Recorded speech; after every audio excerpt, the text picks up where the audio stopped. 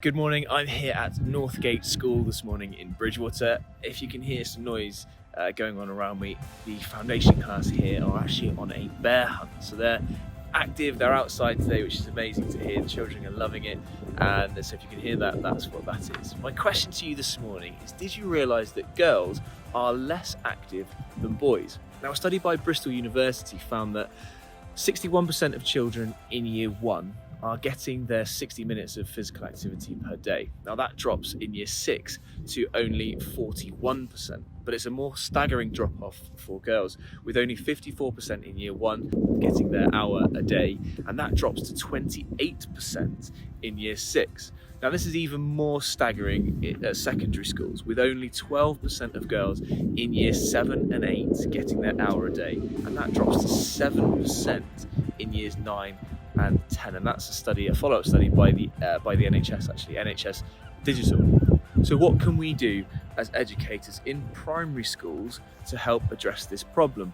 Whilst the problem is even more steep and staggering at secondary schools, we can still do a lot at primary schools. And the first thing that I would suggest is that you make your PE lessons as fun, as differentiated, as accessible as possible. I taught a girl at year 1 at a local school in Bridgwater, just outside, and her mum actually said to me she was quite apologetic to say that her daughter didn't really enjoy PE because she knew that, so I used to go to school with her, she knew that I was really sporty, and it was almost apologetic. However, with a few tweaks to those lessons, we differentiated it, and we found out that actually her daughter didn't enjoy it because she didn't like those mass competitions to compete against some of the perhaps more able, some of the boys in her class. So we differentiated it. She was always competing with and against her peers, and now she competes in triathlons. She's a really good swimmer, and we've transformed her experience of PE, and she's now at secondary school. So that's one example to have really high quality PE lessons at your school.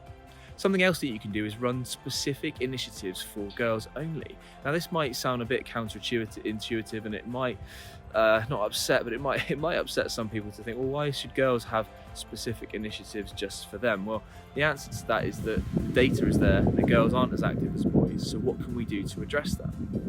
Well, I ran some This Girl Can workouts at my daughter's school, now actually St Mary's in Bridgwater, and it was just for girls after school, and their parents were allowed to attend with them. We actually did the exercise on an inspired playground there. 40 girls attended with their parents. It was really well attended, and the feedback was brilliant. However, my failing from that was that there was no follow-up, there was no call to action, there was no signposting to clubs that the schools could run. So 2 really easy wins for you as a school would be, maybe not at the moment because of the pandemic, but you can run initiatives outside of school just for girls. This Girl Can invite the parents along, get really good attendance, and then run some specific clubs off of the back of that. And those clubs could be targeting just girls as well, and not just your stereotypical girls activities like netball and hockey, but give them a really broad range of activities that they can take part in.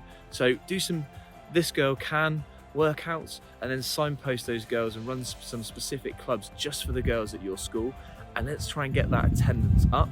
I actually watched a video the other day by Katie Abdo, who presents on a football channel for the Champions League, and it was the first game that a female referee had refereed a men's match, which is quite staggering that it's taken until 2020 to get to that point.